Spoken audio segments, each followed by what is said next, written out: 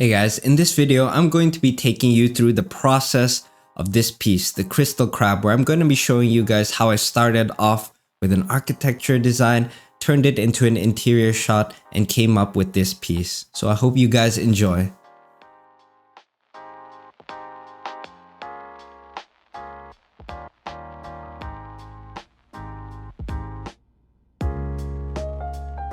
Hey guys, in case you've been wondering where I've been recently, well, it's just that I've been quite busy with my dad visiting a few weeks back and even going to an Artist Alley convention as well a while back, which was super inspiring. It's actually one of my favorite things to do, is to just get the chance to connect and meet with a lot of new artists, sharing the passion that we both have for art, and have a chance to talk about their works face to face, which we don't really get the opportunity to do so often, right?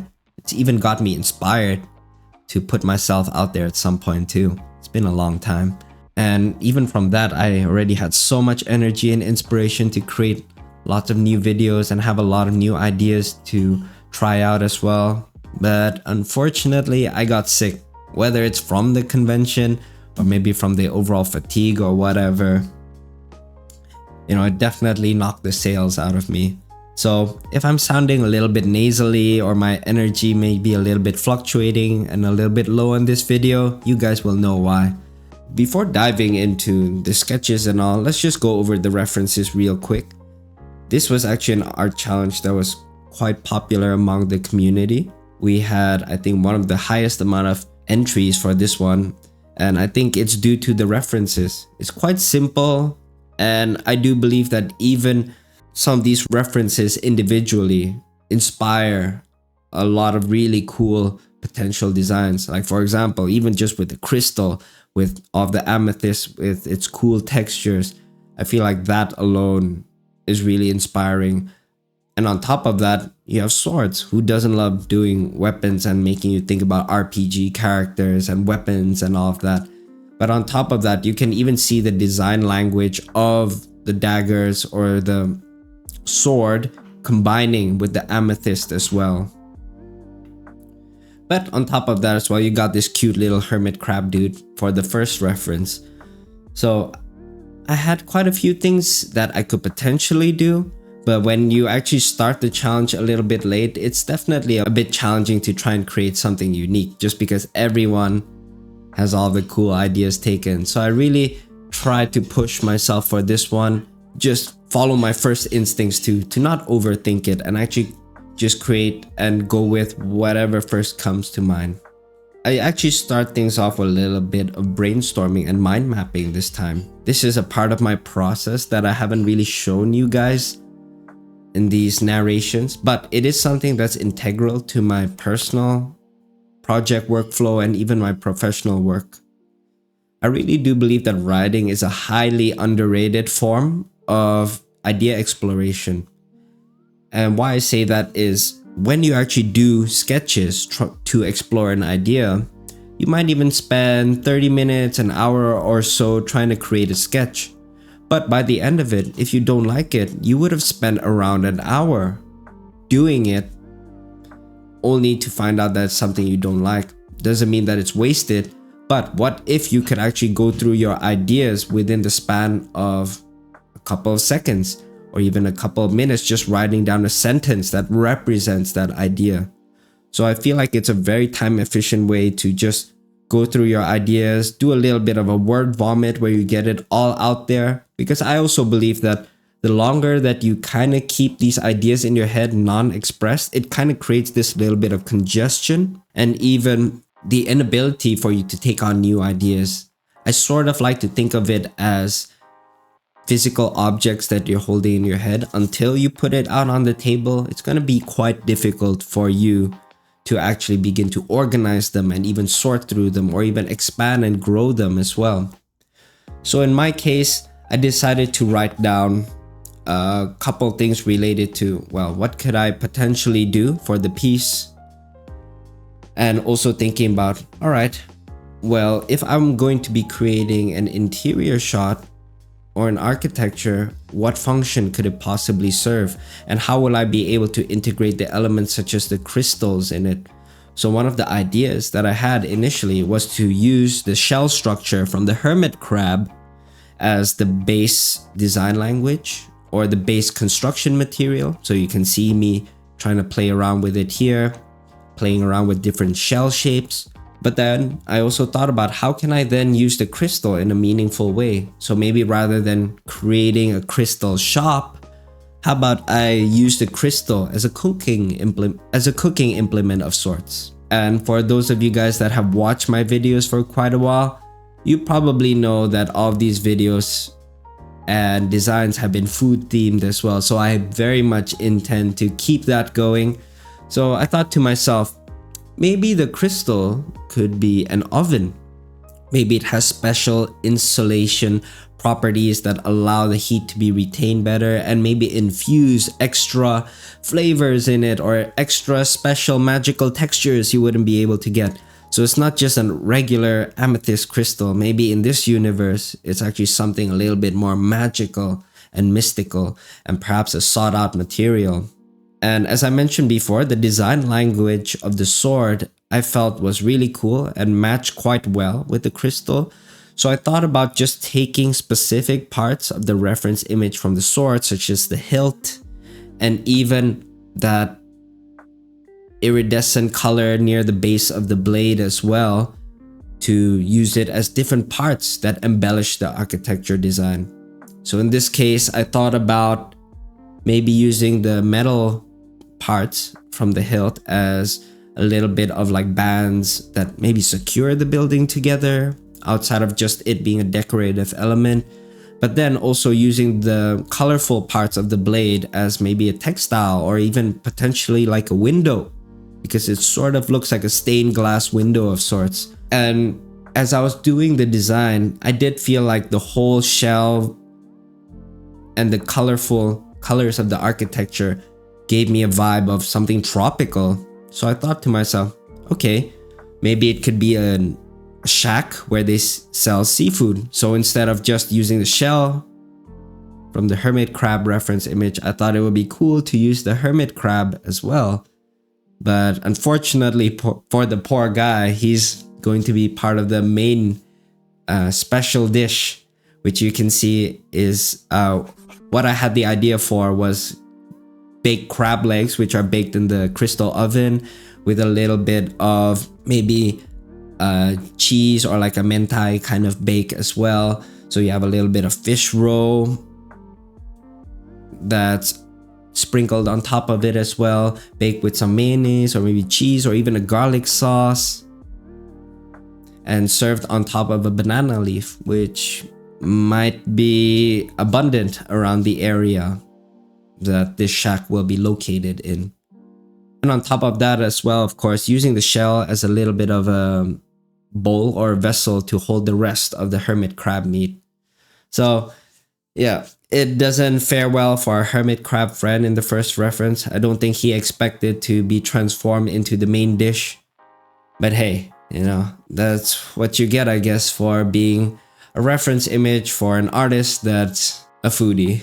So after having done the initial sketch bashing, which I think I talked about in a previous video, but it's the idea that you're using the photos as a little bit of a base. It's not so much for the final result, which you can see me doing a refined line work and now even doing the rough colors on top of it. And I find that doing it that way just allows me to almost see the combination of the photos as a little bit of a digital ink blot that I can then interpret the designs from. And of course, with the aid of some painting and even some line work done on top of it as well, that allows me to then use that as a base. And now that I have the base, I can refine it to make it more presentable.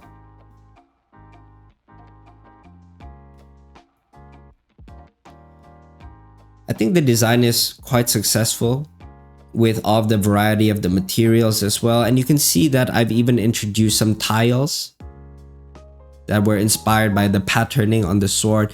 So sometimes I think when it comes to reference images, it's not so much what you have, but how you use it and how creatively, and in a sense, similar to cooking, I guess, is you trying to make the most out of the ingredients that you have, rather than using it in the most conventional way. Maybe there's a part of it that's underrated or not typically used that ends up becoming a new flavor sensation that not many people have experienced. And as a result, that's what makes it unique.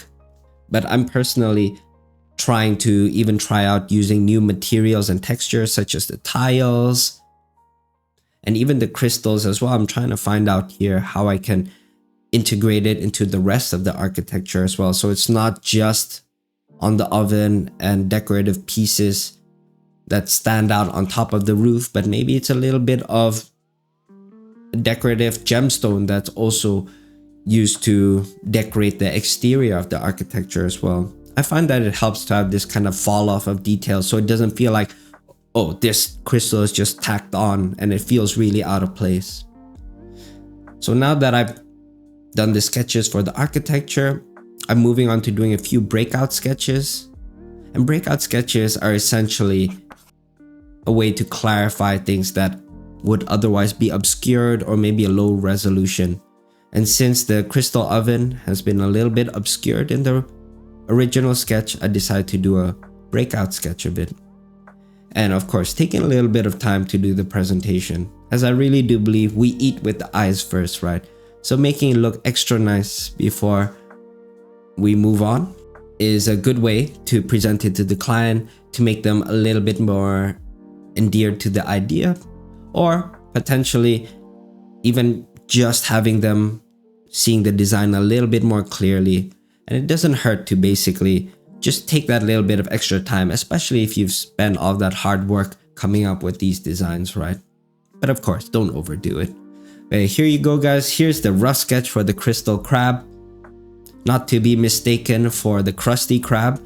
And I've got some feedback as well from one of my community members from the JTuff Designs Discord server that I could potentially add in a few crab baskets or lobster baskets outside to make it feel like it was a little bit more seafood or crab theme. And I decided to take it a little bit further by doing a hermit crab mascot on top of the architecture as a sign too. Been a little bit funny for me when you have a lot of these mascots that seem to be cheerful, even though that they seem to be the main dish. A little bit of dark humor, but hey, we love having a little bit of dark humor here on the JTuff Designs channel. Or maybe that's something that you'll get used to as you watch a few more of my videos and see a lot more of my art as well. Now that we've done the rough sketch, it'll be a good time to move on to the 3D blockout. You guys might have noticed that the lighting was starting to get a little bit dark, so this should help things a bit. Okay, but let's move on to the 3D, guys, where I'm going to be showing you how I then translate this rough sketch into a base that I can then move the camera around to create a nice interior shot. And when I 3D model, I tend to keep it very simple. I actually don't worry too much about making things perfect, making the topology and the geometry perfect and game ready. I actually try to just make it good enough for me to begin doing a sketch over. So my process is quite primitive, and as long as it helps resolve key things for me, such as perspective and even the overall feeling of space and even scale as well. You can see that I've inserted a human scale figure just so I know that when I'm doing my details that it's appropriately sized. And I usually try to start off by modeling the largest objects first. I don't get lost in the small details such as the crystals or the foliage or even the small props. In fact, a lot of those things I will actually do in 2D because I know myself at this point what I can do faster in 2D versus 3D. But there's even a factor as well for me that I feel like when certain things are done in 3D, that it feels a little bit stiff and lifeless. And if I can do it faster and more lively in 2D, then why don't I actually approach it in that way? And the nice thing about 3D as well, it's an opportunity for me to add extra details that I normally or that I previously didn't have in my rough sketch. So you can see me experimenting with that little roof that's extruding out. And because of my initial sketch being from one angle, it was actually pretty hard for me to tell if it would look good. It would look good from different angles. So the nice thing about 3D is that it allows you to resolve your design from multiple angles. And to a certain extent, looking back now, did I really have to spend as much time with the external details? Probably not, because I'm going to be doing an internal shot, and you can see me setting up that camera angle now. Probably could have done it earlier looking back, but hey, I didn't spend too much time doing unnecessary details on the outside. So one of my key advice is to try to set up and designing your concept from the angle that it will be predominantly seen in as soon as possible. Because for example, if you're doing a building that's supposed to be an isometric, but you've been constantly designing it from a bottom 3/4 shot, then once you tilt it to a right camera angle, it might not look good. So the sooner you design it from the right camera angle, the better. And in this case, since I did not design my concept, my interior shot from an interior point of view initially, I decided to spend a little bit of time even in the 3D to do some of the interior details as well. You can see the lattice or the extra support structures on the back as well. And I even set up the lighting so that when I actually get into my painting later on, I can use this as a color scheme as well.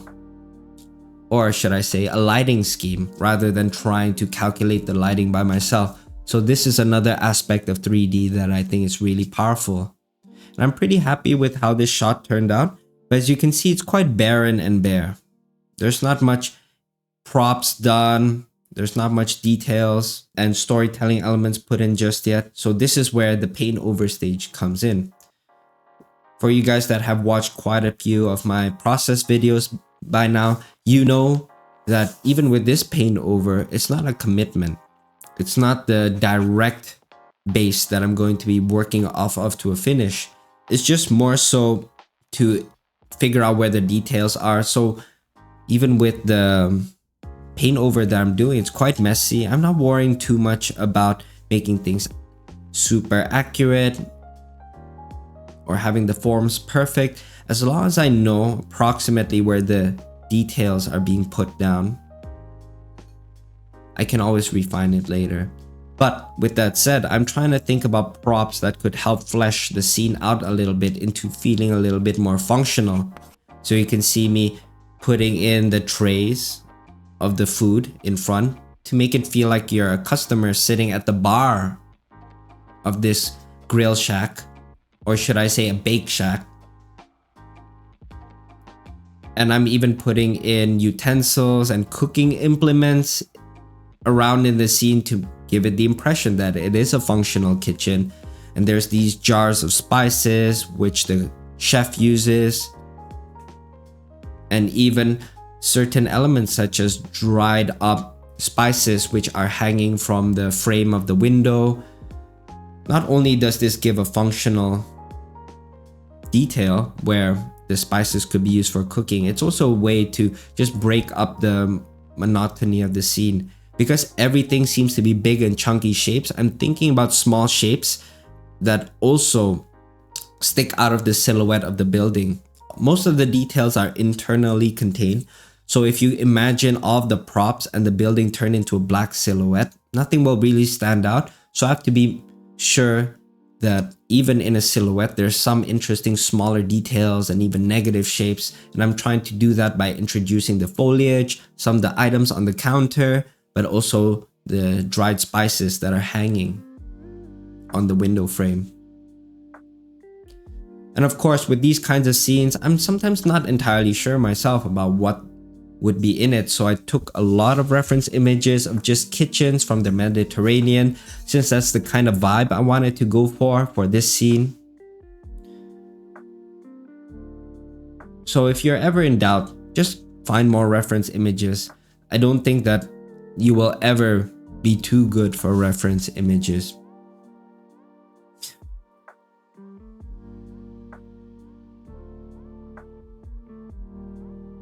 Well, with the Paintover done now, I can finally go into a refined Linework stage. So this is the part of the process where actually begin to commit to something towards the final image and the final finish. And of course, a time for me to finally resolve some of the details. So for example, this sign before is a little bit rough. It's hard to tell how it attaches itself to the wall. So this is now the time that I'm going to find more reference images if I need to, and actually finding out how it attaches to the wall. And I do that for many different aspects of this piece as well, of course. So even now with the shelf, what am I going to put there? What is going to be inside of the containers, crates, and baskets? And of course, even these small details that you're putting in, it really matters and contributes to the overall perception. So it's easy to just cram in a random barrel, a crate, and all of that, which is fine. However, if you have the opportunity to even show what's inside, even if it's some of the goods kind of peeking out a bit, it can be a way for you to tell a deeper environmental storytelling. And what I mean by that is, if you have a crate that has no indication of what's inside or a barrel, it's hard for you to tell what the purpose of that is, except maybe to take up space or store something. But why not take that extra step and show what's being stored? So for example, if you have a lot of seafood being cooked up at this place, maybe you can have a barrel where some of the fish is sticking out from the top, or even the crab legs, to show that, hey, this is a barrel that they use to store some of the ingredients. And even the spices as well that are stored in the jars. Maybe if it's meant to be a little bit of a spicy dish, you're gonna show some dried chilies. And of course, in a kitchen, it's not always about super functional stuff. Oh, in this case, I put in banana leaves because the banana leaves are going to be used in the platter, if you guys remember from my breakout. But maybe you can also put in storytelling details that aren't necessarily functional, but maybe tell a little bit more about the culture. So for example, it seems like this culture prides itself in its tile work, or even the intricate patterns that they put up on their plates. Maybe it's just a culture that celebrates arts. So as a result, they're going to have decorative tiles that line the floors, but also maybe there's these plates that are hanging up on the wall, which you'll be able to see later on as the concept develops.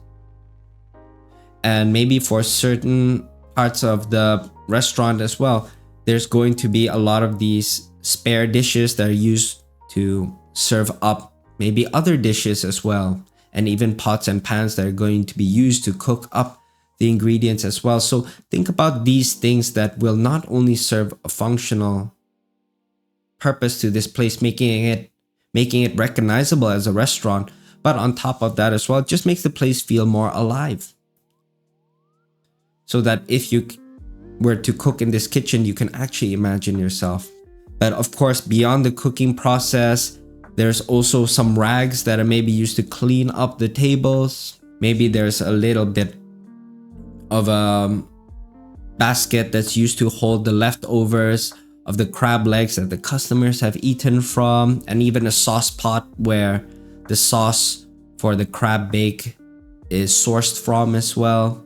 And you can see me putting a lot of foliage in as well. I really believe that it's a really nice way to add some liveliness to a place. If everything's man-made, it can feel a little bit dead, whereas adding in a little bit of a foliage can actually help the scene feel more alive. But here it is, guys, the finished line work. As you can see, I even put in quite a bit of heavy line weight to indicate differences in terms of the proximity. The objects that are closer to us are a little bit darker and heavier in terms of line weight, whereas further away it's lighter. But also with objects that are deeper in terms of like the objects that also have a little bit more ambient occlusion as well, to show that some of them are in deeper crevices or have some objects overhanging over it. I do believe that every part of the process should look good. So even before the colors as well, I really tried to make my line work look good even without any colors at all. But with that said, let's move on to the coloring stage. So starting things off, in order to make it easier for myself down the road, I do a little bit of a clown pass. So what I mean by that is doing masks of different parts of the scene in really obnoxious colors, just to make sure that when I actually get to refining it and adding the proper colors later on, it's easy for me to tell which objects are separate from what. So as you can see now, I'm actually translating it to more normal colors. And I don't try to separate all the objects into too many separate layers. From my experience, it becomes a little bit of a headache when you have too many layers. So for example, if you have jar 1, jar 2, and then lid of jar 1, lid of jar 2, that's gonna be a headache. So I actually try to do things by layers, approximate layers. So maybe it's like the base architecture and then a cluster of props that lay on top of the table and the shelves, and then the smaller details and the foliage maybe are a different one. So right now I'm just focusing on the local colors, basically all of the colors without any lighting interacting on it. And even at this stage, I try to bake in a little bit of the ambient occlusion, aka deeper shadows, just to make it feel like the forms are dimensional, even without any lighting interacting on it. Because even on an overcast day, you're gonna notice that there's some deeper shadows, right? Especially when objects are close to touching one another, or if there's a big awning and all of that, there's some deeper shadows. So that's something I'm trying to do here, even before adding in direct lighting. And you can see me doing that right now. So at this stage, I tried to just do the lighting with the multiply layer. But one of the things I wasn't happy with, and you're gonna see me change that later on, is that the lighting just doesn't feel bright and cheery. It feels a bit gloomy, in fact. And I actually wanted to go for this like seaside kind of mood where everything feels like it's really bright, really sunny, almost overexposed. But right now it's definitely not feeling like that. But I wanted to try and submit something for the art challenge for the Discord server. So for the sake of showing a work in progress, you can see me just putting in something. It doesn't have to be perfect, and that's the key sometimes with challenges, guys, is that you're not always going to have it perfect by the deadline, but who's to say you can't go back to it later on? Who's to say you can't update your portfolio even after a past deadline, for example? So now you can see me changing up the lighting. You can see now that the light area feels a little bit more blown out. Basically that feeling when you're looking at a photograph and it's super bright and sunny, and most of the colors and the color range are very narrow, very bright. So that's the feeling that I was gonna go for. And the reason why I go for that, usually we think of light areas as being the areas that are in focus, right? However, since the majority of the details are in the shadow, I wanted that to be in the exposure. And what I mean by that is that most of the value ranges and colors, you have a wider range of values. And in other words, it doesn't feel as crushed where it's like really, really dark or really, really bright. It's a comfortable range where you can see and differentiate between the colors of different objects. Whereas the areas that are in the light are a little bit more narrowed, as I mentioned before. So try and think about that. I believe that this is one of the tricky things with for a lot of beginners, is thinking about exposure.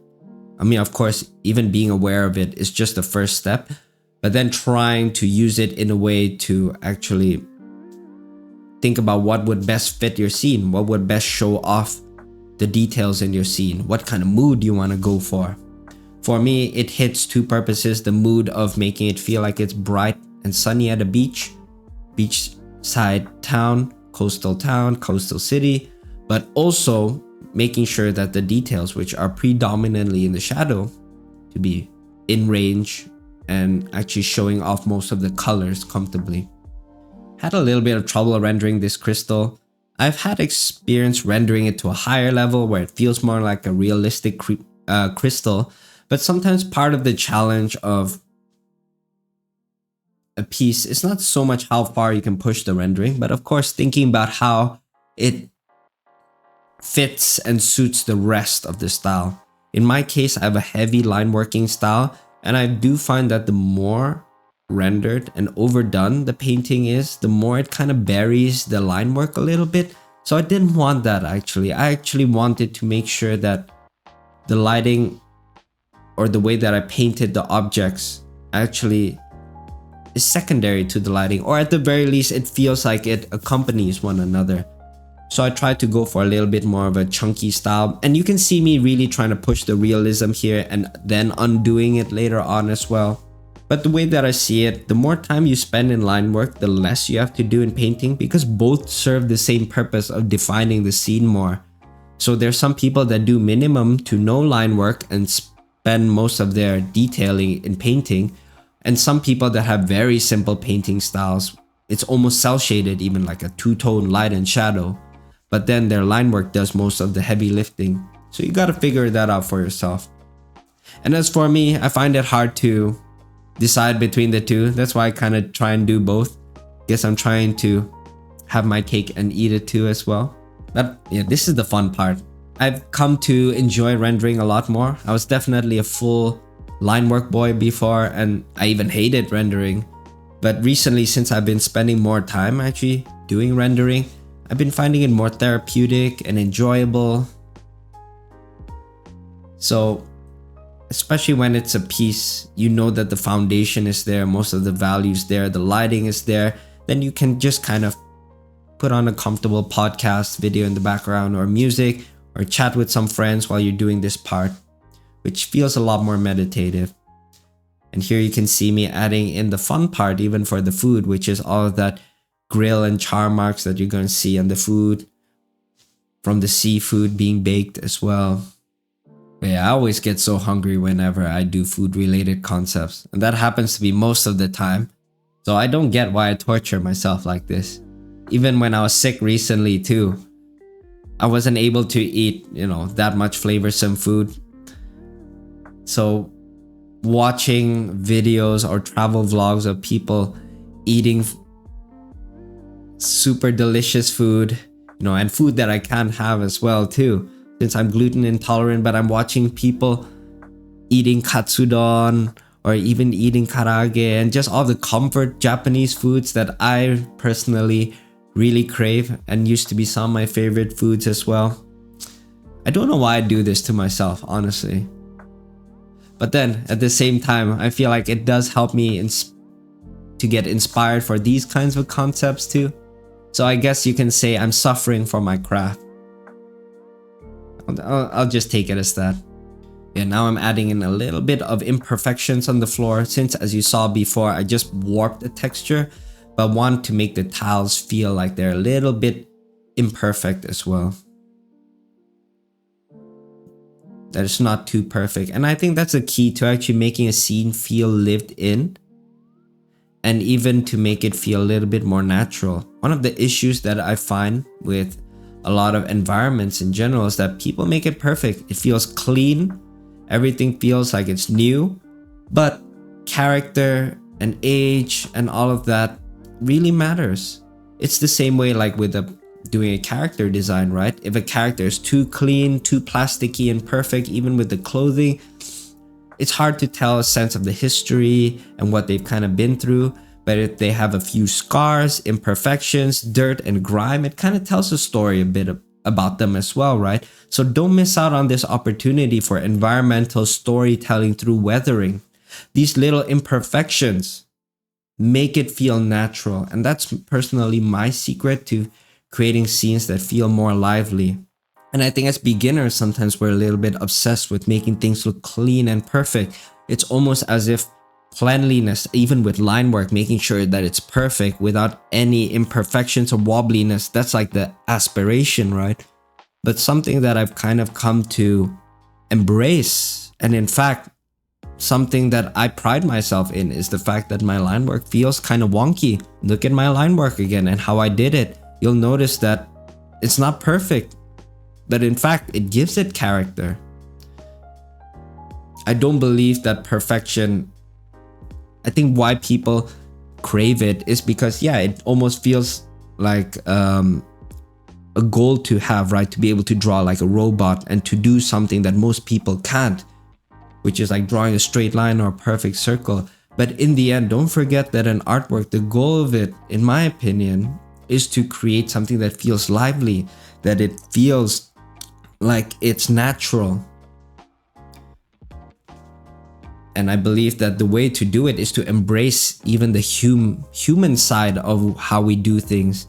And it's not to say, of course, purposefully do chicken scratches, and that we shouldn't be practicing trying to improve our penmanship or line work, but there's a certain quality to it that I think is worth embracing as well. And here I'm just detailing out the background too, just to make it so that the environment isn't just sitting in a void as well. I actually wanted to add in more characters and even do more breakout prop works for this one as well, and I might. Maybe I'll go back to it.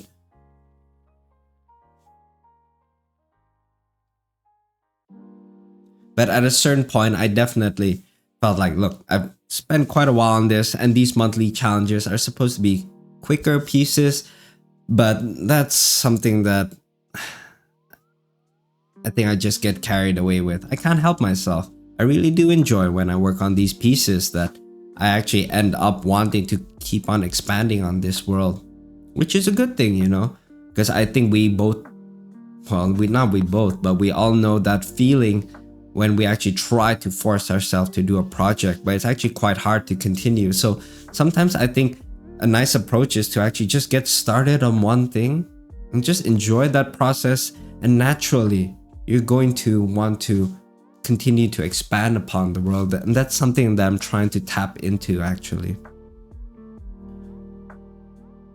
And at this stage, I'm just trying to do a little bit of post-processing, a bit of light bloom, basically light being captured by the atmosphere and creating this bloom kind of effect as well.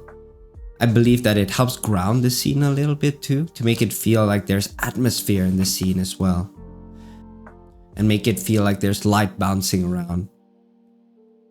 It's kind of easy to overdo it, so I usually take a little bit of time to work on this, do a little bit of post-processing, and then after that take a little bit of time, because I think near the end it's easy for us to want to just put it out there and just get all the likes and then all the validation for all the hard work we put in. But I actually think this is the stage where let it marinate a bit, take a bit of time to just sit with it and tweak it around a bit, because I really do think that sometimes in that rush we actually feel like, okay, as long as it feels like there's some sort of change that's happening, it looks good, it looks novel and different, all right, I'm putting it out. But then when you come back to it another day, it's like, hang on, oh, that looks like it's a little bit too much, so I might tone it down. So look, you've spent all this hard work, so you might as well, at least at the end, try to spend that extra bit of time and patience to make sure that it's the best that it can be, right?